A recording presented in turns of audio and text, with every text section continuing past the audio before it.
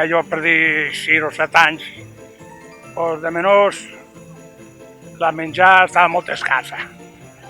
Què passa? Que me n'anaven al bosquet, ahí baix, i a collir dàtils, i aquests dàtils es feien bolliers, i això era com si feres ara arrop i tallet, això era glòria. A casa poca cosa, perquè havia poca cosa. Entonces, la sopa no ens faltava, però molt poqueta cosa, perquè de nans havia molta... No havia. Que entonces el Nadal no se celebrava com ara. Quan érem en un Nadal passàvem hasta fam, ja veus tu.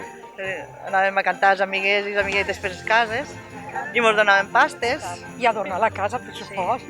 A casa, quan venia Reis, posaven les espardenyes en la ximenera i mos posaven 2 rotllers, 2 tonyetes i unes figues i unes armeles. Això era la menja que teníem.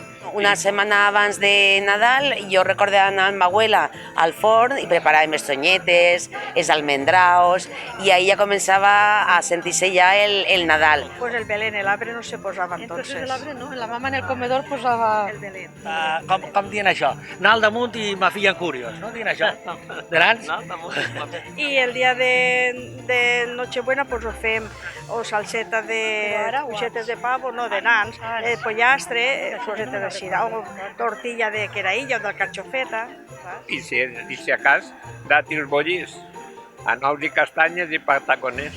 La nit de Nochebuena era reunimos tota la família, els 25 o 27 cosins que érem, mos sentàvem tots en la mateixa taula i a cantar cançonetes de Nadal en la Zambomba i en la Pandora que diem aquí en el poble. Mama sempre ha fet rotllers i és... Nadal, pues pilotetes, el pitxero. Molt bones, sí. Els pilotetes, el dia de Nadal ma abuela feia una olla d'eixes tradicionals de pilotetes. Tota la vida ha matat un pollastre a fer pilotetes, que per cert jo faig les pilotetes que ma mare me dia i molt bo. Pues el dia d'anar al pilotetes sempre. I jo, vamos, també solfeo. La tradició, igual com en Tots Sants, també pilotetes. I tota la família al voltant de la taula pues, menjàvem les típiques pilotetes i cantaven també cançons de Nadal.